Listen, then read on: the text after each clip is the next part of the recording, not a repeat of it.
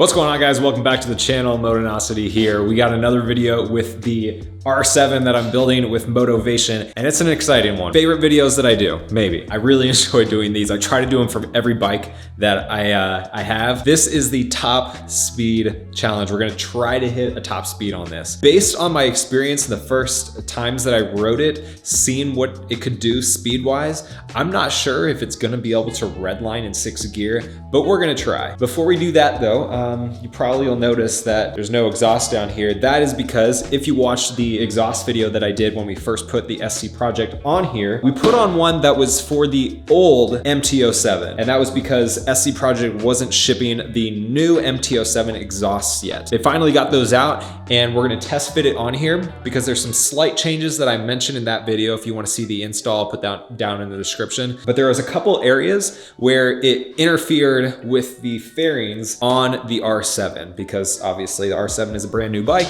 but it's based on the MT-07. So there's some brackets for where the springs attach from the header pieces to the mid pipe pieces, and those touch the inside of the fairing. And then the rear was pretty close to the swing arm. And I just used a couple washers on there as spacers, and that basically solved that issue. But we're gonna put that new one on here because the R7 is like the new MT-07. So we'll get that on here, and I'll show you guys the full install. Then we'll take the bike out and try to max out the top speed on this bike. If we can't, it's okay, because we can do chain and sprockets on this. I want to do that anyways because I think we can get some better feel out of this bike. And that's what I did on my 2017 R6, to basically make the absolute best balance of acceleration and perfectly maxing out top speed and being able to hit redline in 6th gear reliably. So we'll probably end up doing the same thing on this. If you want to see any of that, if you want to see any of the stuff that we do on this bike, the playlist for the R7 build will be down in the description. And as always, make sure you guys check out motovationusa.com. Links in the description as well. That's where I get all my parts. They support me on all the builds that we do here on the channel. They got tons of parts for different motorcycles, and I'm sure you guys can find something for your bike. Let's get this box opened up and get this thing installed.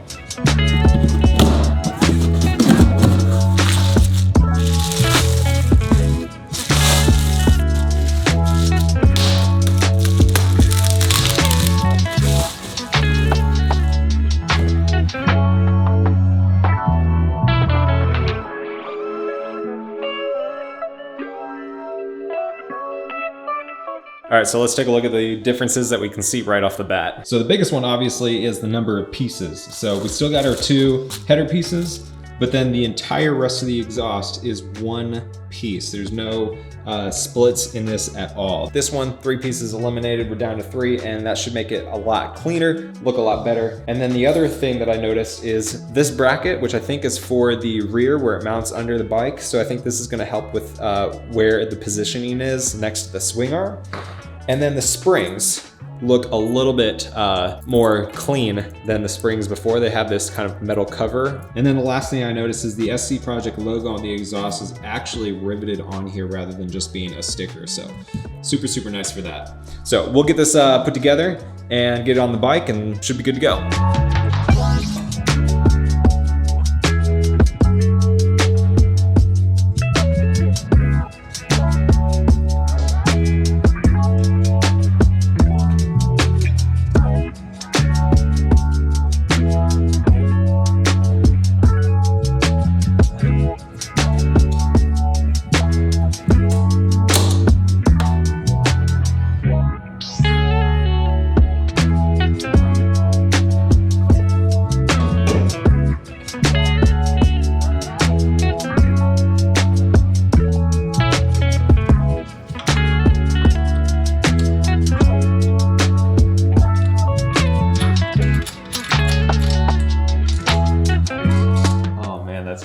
All right, so take a look at this. This is actually really, really nice. So this is one of the areas where the previous exhaust for the old MT-07 wasn't a really perfect fit on the R7 because the swing arm matches the newer MT-07. This one has a bracket that actually reuses this exhaust bracket back here. This bracket right here I actually removed when we did the original exhaust. but this exhaust reuses it. You just flip it around so that it extends out a little bit. And this is nice because there's actually a bushing in here, so it's gonna remove some of the vibration of the exhaust to the bike. The other thing that they've done is they've added this bracket right here, which extends the exhaust out a little bit, so you have the perfect amount of clearance for the swing arm on this bike. It looks really, really nice having this all be one piece. And like I mentioned before, the previous spring touched the inside of the fairing, which isn't an issue on the MT-07 because it doesn't have a fairing.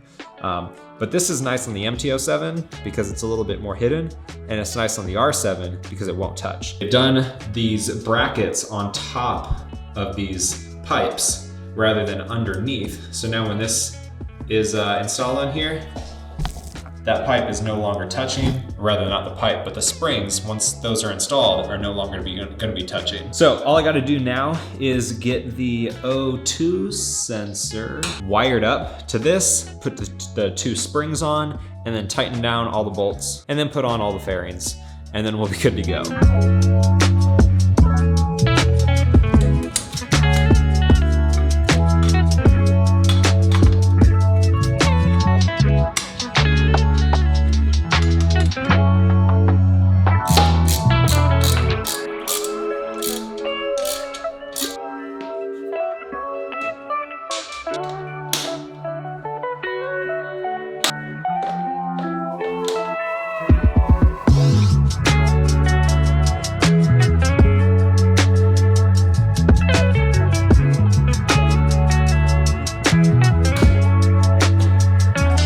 There we go, just like that, completely done. This one looks very, very nice.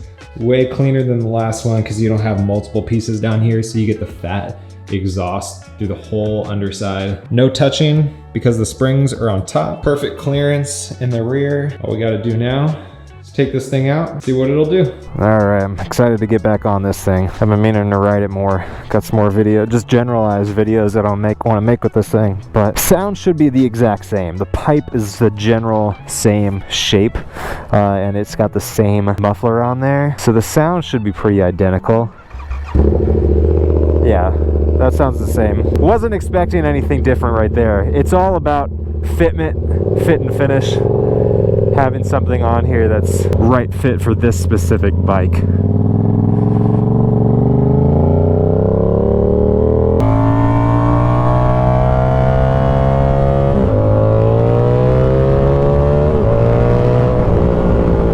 It's a fun bike, man. It is fun. I will say, it's kind of nice not having a quick shifter. I'd rather have a quick shifter, but it's fun to ride a bike without a quick shifter. Having pretty much always ridden, not always, but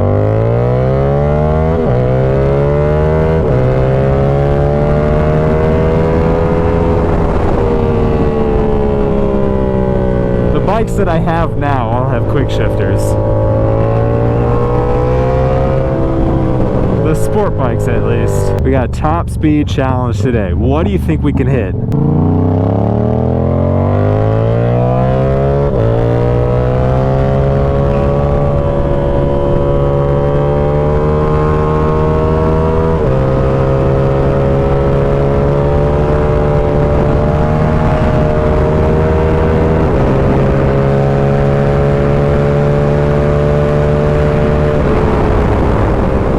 Just a test run, just a test. A little bit windy, that might be to our disadvantage.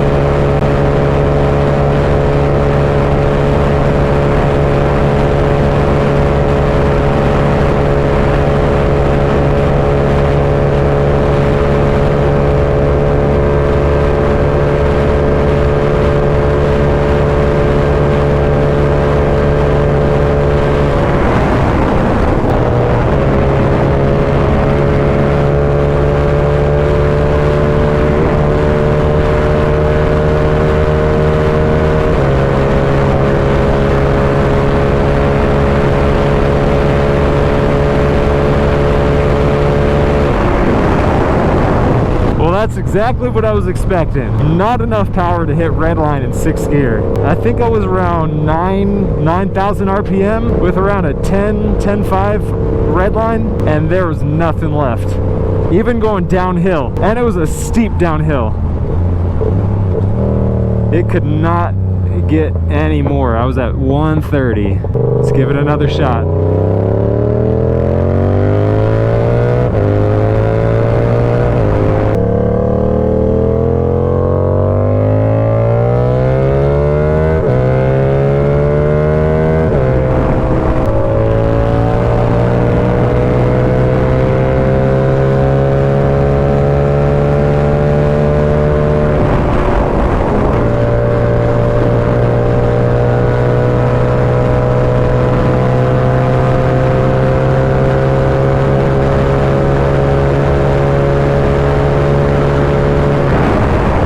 I just don't think I'm going to be able to get over 130.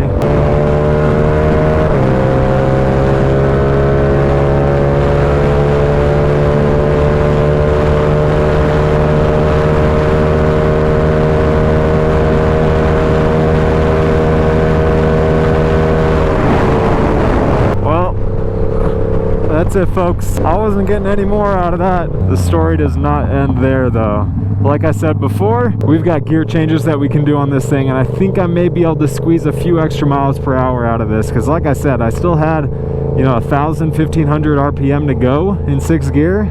It just didn't have the power. So maybe even, we're gonna be doing a rapid bike tuner on here, so maybe even that will provide the top end power that we need, and we won't even have to do a gear change to hit top speed at redline. But if we can't, we still have options. So I hope you guys enjoyed the video. Like I said, check out Motivation for all your motorcycle parts. Otherwise, you guys have been awesome. I've been Motonosity. Remember, life's better with horsepower. Keep life lived. I'll see you guys in the next one.